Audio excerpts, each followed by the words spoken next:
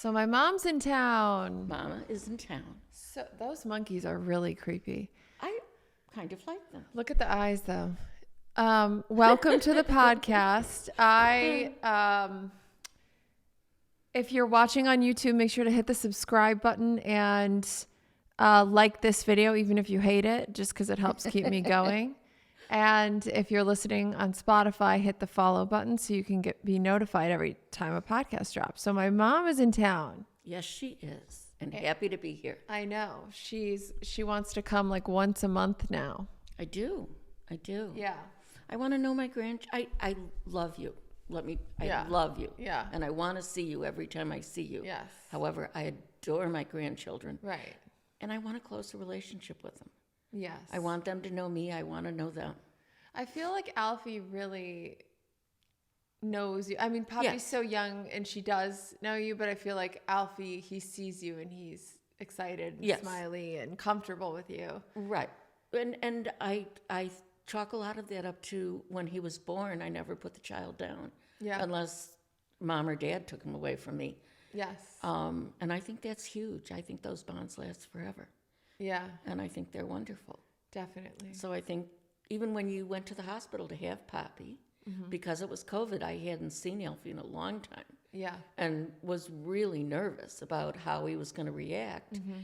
And he came, I woke him up in the morning and he came right to me and would have breastfed if I could possibly have breastfed. It was like he instinctually knew me, and it was the best feeling in the world. Yeah. Yeah, he did. He did. It was amazing because I was nervous about it. Yes. But it turned out really well. Yeah. Yeah. Aw.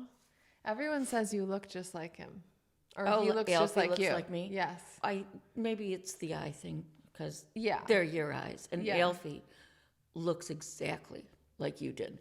Really? At all the ages. Yes. That's crazy. We had an aunt and uncle. Laura's aunt and uncle came over to my house to visit. And for Christmas, I had asked for pictures of my grandchildren because that's what I really wanted for Christmas. And they sent me these huge portraits, one with Poppy dabbing. Is that what that's called? Yeah, she was dabbing, yeah. Dapping? Dabbing. Dabbing with a B. Anyway, whatever, she was doing it. And then there's a picture of Alfie up on the wall, and both Bernie and Cindy went, "Oh, it's Laura." Immediately. It's exactly what you look like as a child. So funny. I know. Next time I'm bringing pictures. Yes. Do you think I'm crazy right now? Yes, absolutely. Really? Yeah, a wee bit. But that's okay. It's okay with all the stuff. And what is it? 13 shots of coffee? Yeah. Yeah. That can escalate the insanity. Also, I'm going to get my period any day. My hormones are just insane right now. And the bleakness comes with that. Oh my God. Yeah. Always. I just feel so dysregulated and crazy. Yeah, but you're not crazy. You're not crazy. There's a lot going on in your life. You have a lot to think about, big emotions, raising two little ones. Yeah. The business being all on you. All of that stuff is huge. I know. But then I have so much to be grateful for. And so it's just my perspective. You know how sometimes your perspective is so skewed and you tend to focus on what's wrong rather than what's right. And normally I'm really good at focusing on what's right and being grateful. Right. And then the past few days, especially, I've just been like so angry, and because of things that I can't even go into specifically, but angry and like in fear and dysregulated and like struggling to focus on my work and get my work done because I'm like spinning out.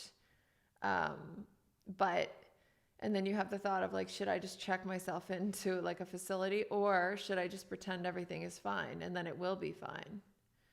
I mean, I guess this too shall pass, Well, not only pass, but people get this idea in their head that there's not constant good and bad all the time. And there absolutely is. It just depends on what it is you can focus. And sometimes the bad stuff in your life overshadows the good. Right. Just like Right. at other points, the good way outshines the bad. Yeah. You noticed we did shadow and shine? There's positive and negative right there. Yeah.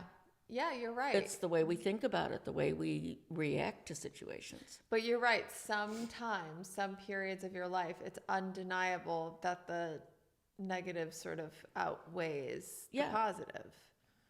Yes, I believe that. And yet, people sometimes feel guilty complaining about, Right. this is wrong and this is wrong. But look how much I have. Well, yeah, exactly. Like, I have nothing to complain about. Like, I've got food and shelter and like healthy kids, and I'm healthy. Like, what? My mom's in town. I've got good friends. I have a job that I love. Like, even just saying all that out loud, I feel like such an ass, feeling depressed or anxious or angry. But you shouldn't. I firmly believe that you shouldn't, because your biggest problem is your biggest problem. Yeah. And just because it's trivial compared to someone who is dying of cancer does not make the way it feels to you trivial. Yeah. And I think you have to open yourself up to those feelings, or they begin to consume you. Yes. Do you know what I mean? Yes. Yeah, like actually say them out loud. Say them out loud. Acknowledge that this isn't a matter of being ungrateful for the things that you have. You're not turning your back on any of that. This is something that's truly distressing you. And if you don't recognize those things and acknowledge those things, you push them down. And eventually, it's going to make those problems bigger and louder. Yeah. Push them down, avoid dealing with them. Yeah, all those things. Because it's scary. Yeah, yeah.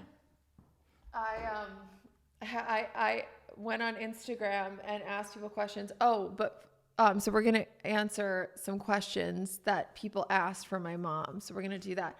But before we do, I want to just talk about my next partner and only partner, Athletic Greens. So, and by the way, I am reading this because it's a lot of information and I don't want to miss it. I really do love Athletic Greens. Someone was like, "Oh, you're reading it, so it must not be real." But no, I just don't want to miss good points. So AG1 is an amazing green powder drink that improves your gut health, increases energy, immune system support. It's basically like all your pills and vitamins in one supplement. It tastes so good. So like every morning you do 1 scoop of this powdered supplement and put it in a water jug, and then I squeeze lemon in there and shake it and just drink it. And it's like it's literally, it has like 73 different vitamins and minerals. 75 vitamins, minerals, and whole food sourced ingredients of the highest quality. So it's amazing, and I'm definitely addicted.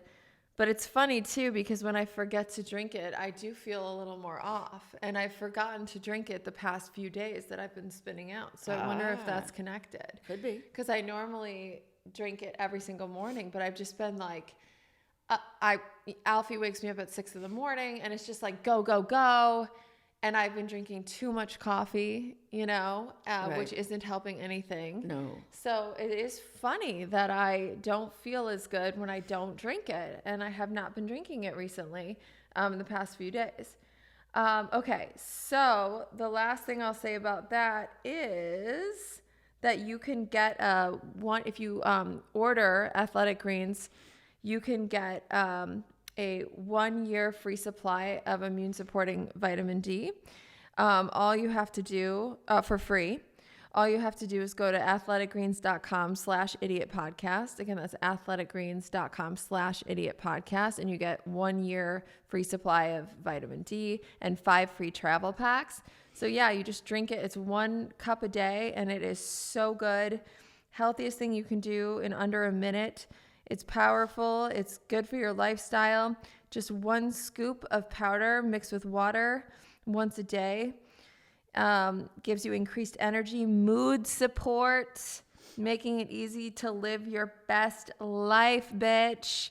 And so, yeah, Mom, don't you want to try it now? I do, actually. I was going to say, is it for old people too? Yes, it's literally it's totally vegan, gluten-free, all your vitamins and minerals, everything you could possibly want, all in one supplement. I know when I take vitamin pills, Right. oftentimes my stomach hurts. Right. I don't do that well, but Right. a liquid sounds kind of very tempting. Yes, the liquid, it tastes great. It's weirdly addictive. And it's it, and that's it. You don't have to take any pills. It's amazing. Which would be really nice. I know. Okay, so let's get some questions in here. So, okay, if you could give one piece of advice, what would it be? This is from Demented Ducky. Ask this. I like your name. And can you do the duck walk like they do on RuPaul's drag race? Mom loves RuPaul's drag I do. race. I love drag race. So, if you could give one piece of advice, what would it be? What would it be? You know what? Understand that throughout your life, you're going to be in different moods and different places, and welcome them as they come. Be the best self that you can be at that time, whether it's a point of emotional strife or whether it's, your greatest successes. Stay consistent with your personality. Still be kind to people. Listen to your instincts. And keep reading people. Don't just analyze your situation using just logic.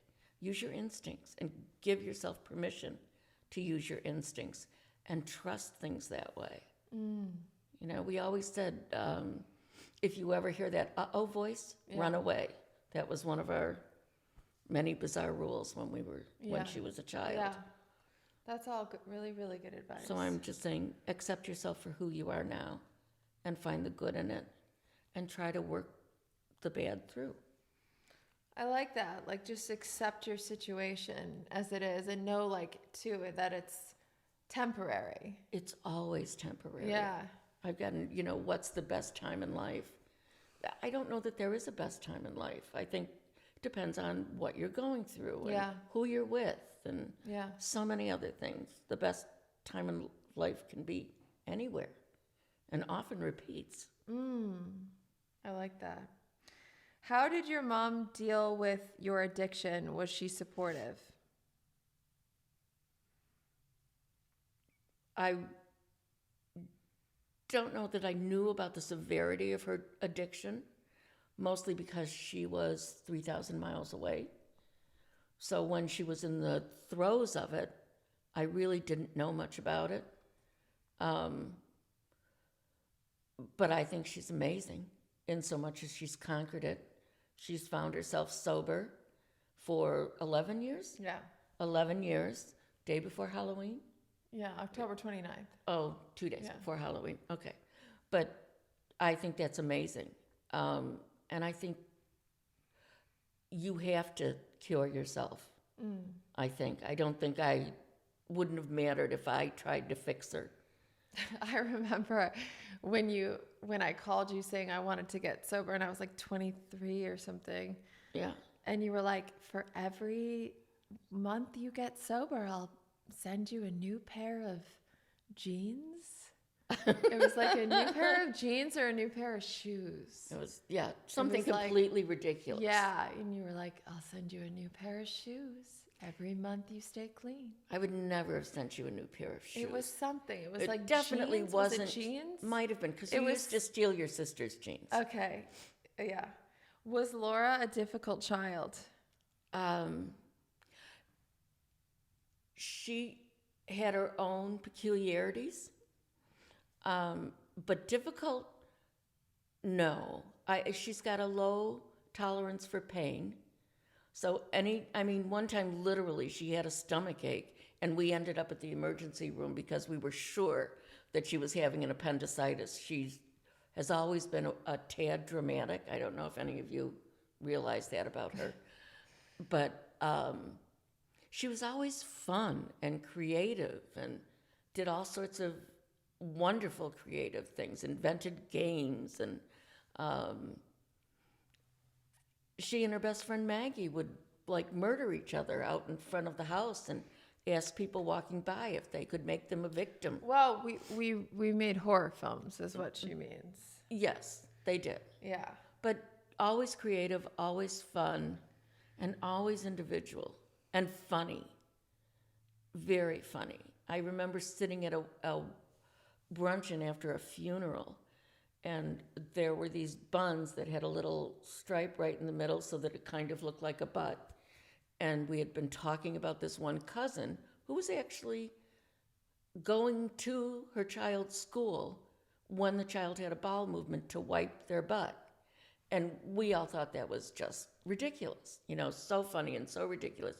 And all of a sudden, I glance over from the adult table and look at Laura, and she's slowly wiping the top of the muffin or roll or whatever it was. Yeah. And her whole table was just cracking up.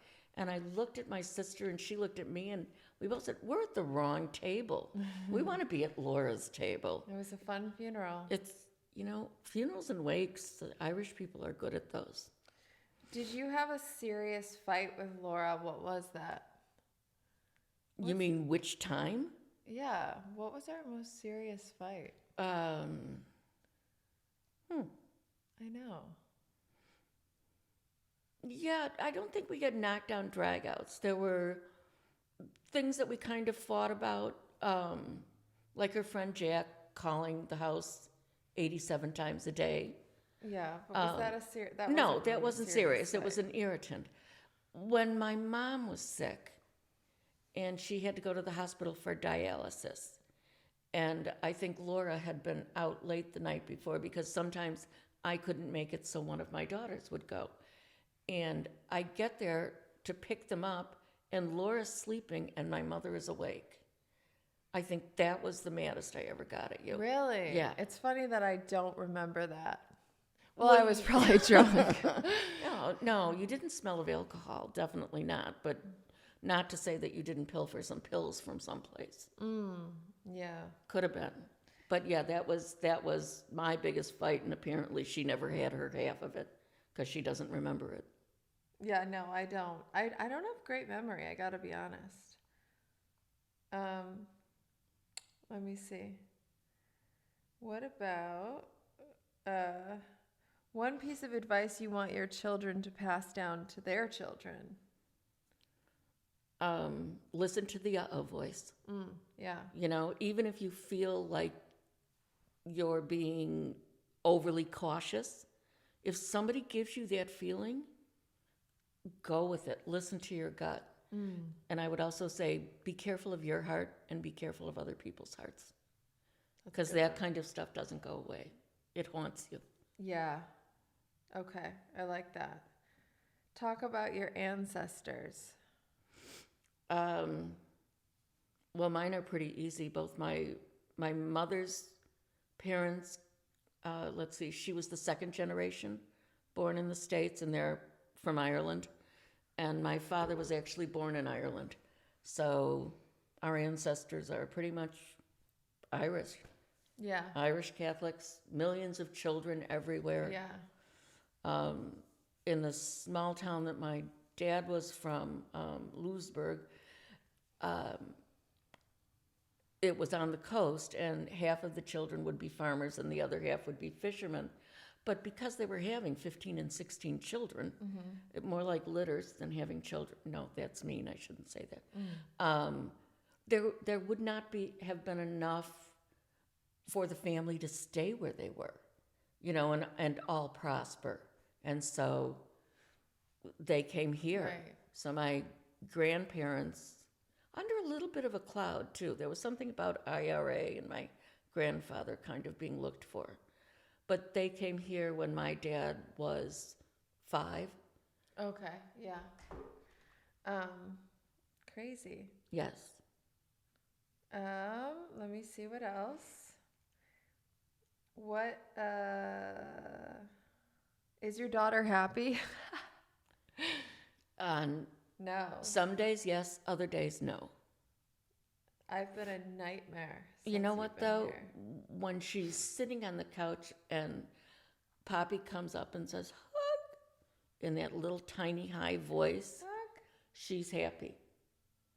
I know. Or kiss, another kiss. Yeah. She's definitely happy then. Or when she's making people laugh. Yeah. And that's always been your happy place, always. No, definitely. Definitely. I mean, maybe you need a cup of coffee. Oh my God. See, that's what I want. I want coffee. Yeah, no. I know. No more shots of caffeine. I know. I've had like 12 shots of caffeine today. I think in the beginning it wakes you up, and after that it just makes you nervous and crazy. Yes. Yes. So we're going to ixnay on the AZ cray. But what else? What else? What? Oh, is my daughter happy? When do I see her happy? Oh yeah. Or do you want another question? Up to you, entirely. Let's see. Oh, she also loved, from an early age, pretending to be people that she wasn't. She and I'm talking, I don't know, you might have been 12 or 13, something like that. And she and her friend posed as a couple buying a house who had multiple kids that were, I don't know, from some remote hill place. Yeah. And actually thought that people believed her. And that made her happy. Andy. Yeah, Andy. Definitely Andy. I know. And telling stories. She's a great storyteller. Oh, someone says, did you parent with humor? Laura's so funny. I bet she got it from you. You know what? And that's another firm belief in life. Yeah. Even when you're not happy, you've got to find the humor and do. stuff, or it You defeats do. you. Yeah. You know? And we always find the humor, I think. I know. I Even mean, the darkest Yeah, things. we find ridiculous humor. Oh, yeah. And sometimes not in very good taste. No, like laughing at a funeral. Yes. Yeah. She used to be on like a stand-up routine when we'd be at wakes. Oh my God. You would see these little crowds gather around her, and she was just on a roll. I know. Inappropriate, but very amusing. But I would say you definitely parented with humor. Yes. And funny stories. Oh, and you just have to. Finding the funny. Yeah. Some of my very favorite stories are from when you guys were little. Yeah. You know, you did some. Oh, an example. Laura babysat for her niece and two nephews. And this is my youngest sister. And my youngest sister is 10 years younger than I am. There were a lot of us. And Laura's over there babysitting. They go to a park, and Laura gets lost. Yeah. She can't find the house again. I love that story. I know. I couldn't find, I could not remember where they lived. No, and you were, trying to get the, 5, 3, and 2-year-old Yeah. to tell And you. I was like, come on, what street do you live on? Yeah, what What's your house is your? address?" Yeah, no, wasn't happening. No. Was not happening. No, I know. And yet, it as the completely irresponsible thing for a babysitter to do, we've laughed about that for years, including the kids' parents and the kids themselves. I know they bring it up all the time. They're like, do you remember when you lost us? Yeah. I think you have to find the humor and stuff, or it makes you crazy. I know. It's just going through a hard time, but still you can find the funny in it, but also feel you can't just laugh everything off. Some things you got to take seriously. And Well, I think finding the humor doesn't necessarily mean that you're ignoring the seriousness. yeah, exactly. You know? I need to take action in my life around certain things, rather than I just want to ignore it all and keep making comedy and Yeah. but that in a sense I'm prioritizing making comedy videos over dealing with stuff that's more pressing. Yeah. Because I'm scared, Right. Which is completely human. Yeah. So You know? it's weird. There's definitely a balance. Well, and I don't think you would be a functioning, thoughtful human being if you just acted. those things you have to put a lot of thought into. And Yeah. even if you are ignoring them somewhat, it might be your way of working through it. Bringing all the good and the bad parts of it into focus. Yeah. But then eventually you do have to, there are all sorts of ways to say this, but pull the trigger or poop or get off the pot. Yeah, pull the trigger, definitely. Probably better than the other one. A recovery meeting I went to recently, the topic of discussion was acceptance. That was like the topic that the woman picked. And so we all talked about how acceptance plays into our life. And it was interesting because I felt like I was doing really good at accepting the reality of my life as it is. Yeah. But then if you look at the serenity prayer, which I love, grant me the serenity to accept the things I cannot change, have the courage to change the things I can, and the wisdom to know the difference. Right. So I was like, the acceptance part I have down. Like I am accepting pretty much, the fact that we're not together anymore and living separately, and, who he is, who I am, and just the reality of my life and what that means for me and the kids and everything like that. I'm accepting. Right. Having the courage to change the things I can is the part that I'm struggling with. That's the scary bit. Well, I think it's even deeper than that. I think when you decide somebody is your partner forever, Yeah. you feel like a failure. Right. When you have to let that go. That was your dream. Right. And it worked well for a long, long time. But to let that go, in some ways, as humans, we feel, what could I have done differently? Why is this happening? All of those things. And sometimes it's what it has to be. You have to weigh everything out and do what's best for you now. Yeah. And then your head can trick you into thinking one thing's better. But and for me, I think that's that thing saying, I'm not going to let go of the dream that I had, even though in reality, the dream isn't what you thought it would be. Right. But letting go of that image that you had in your head of this perfect marriage or relationship is really hard to do. I think so. And then to it being sort of publicized, which that again shouldn't matter in a way, but it's this extra layer of, oh, what's he gonna post or say, or it's just it's an added layer of stress, I guess. Well, and in some ways betrayal. Yeah. Because I think the relationship was private between the two of you. Ish. I mean, we did. Yes, a million our life things. is out there, Right. To some degree. Right. Which is true. But still, I think there were things that are reserved for just you, or just the two of you. Yeah. And he just didn't see it that way. Yeah, exactly. And that's where acceptance plays in. So. Right. But he's not accepting at all of how you feel about. But that's him. Right. I have no control. No. No control. And that's easy to say and hard to accept. Right. Because it's your life too. Yeah, exactly. So really just applying that damn serenity prayer. How do you feel you're doing at accepting your life? Your life right now? I'm okay. I think I'm working with what I've got. Yeah. I definitely have some challenges that are coming. Laura's dad has been diagnosed with early onset Alzheimer's. Yeah. And I think it's going to be a really interesting road, and I think it's going to be difficult.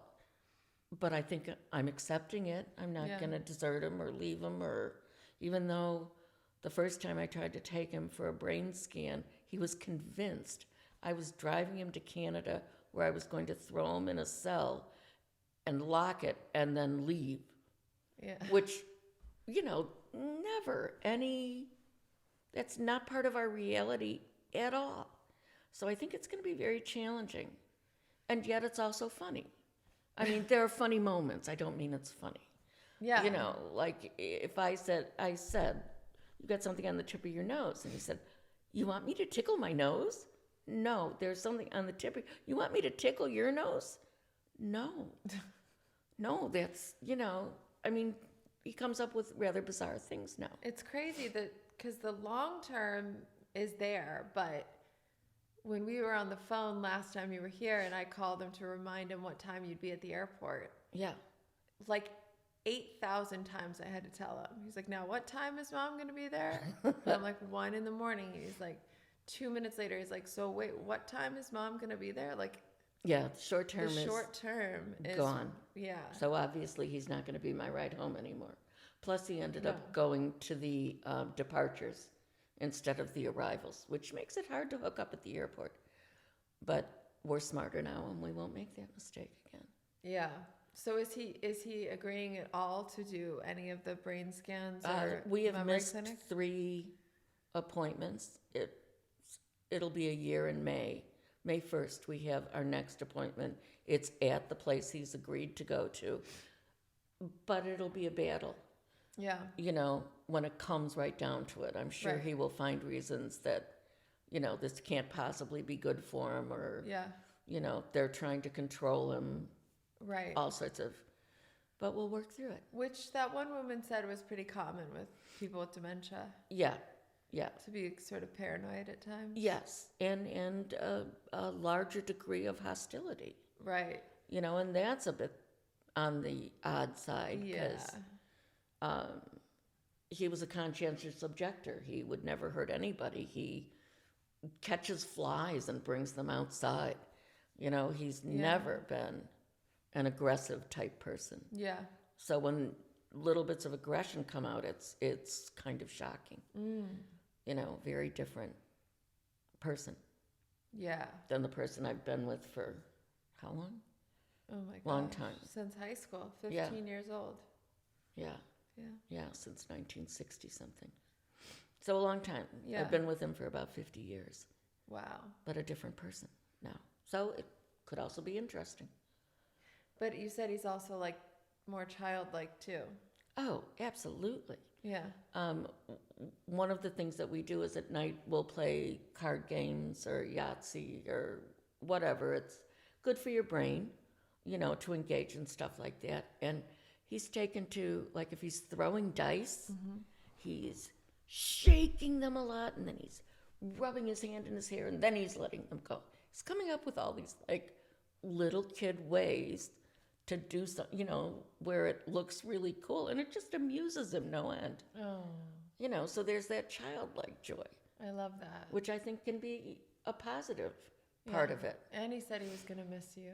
And he did, which is not like him. No. He's not a big speaker of, Yeah. he just isn't, never has been. Yeah. But yeah, I'm really going to miss you when you leave.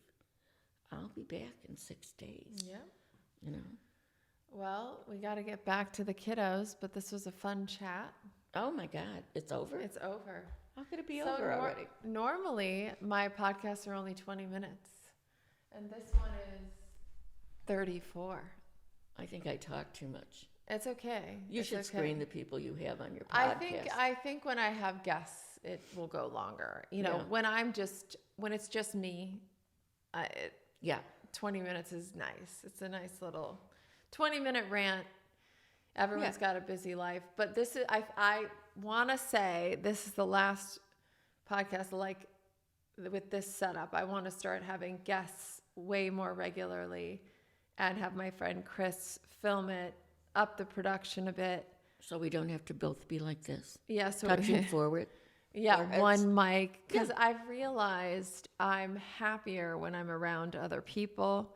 So being by myself right now, like filming this podcast by myself, it's not like great for my mental health. I'm just much happier when I'm collaborating and working with other people. So I want to just start making an effort to, work with a team rather than Yes. doing everything myself. Right now, I feel like it's just good. Not to mention working with other people that are creative. Yeah, definitely. It's going to be great for you. I know, so much fun and just Yeah. new, different creative energy. And it's going to spur your own creative energy. Absolutely, absolutely. Tomorrow we're filming with one of the funniest people, Kyle Dunnigan. And I'm so excited about that. And I have a long list of guests that I'm going to have on. So it'll be really, really fun. And I think it's good. Good for many reasons. Yeah. Yeah. And I love the skits you did with other people recently. Yeah. With Charlie Yeah. Behrens Yeah. and with Manon. Yeah. Yeah. That was great. Yeah. And with your fake sister, Yes. Angela. Angela. Well, guys, drop a comment below. Leave your favorite part of this episode. And thank you for listening. If you made it all the way to the end. Mom, any last words? No, I think I've said way too many words, obviously, because we're over time. But it was great, though. Yeah, it was fun. All right. I love you. Bye. Love you.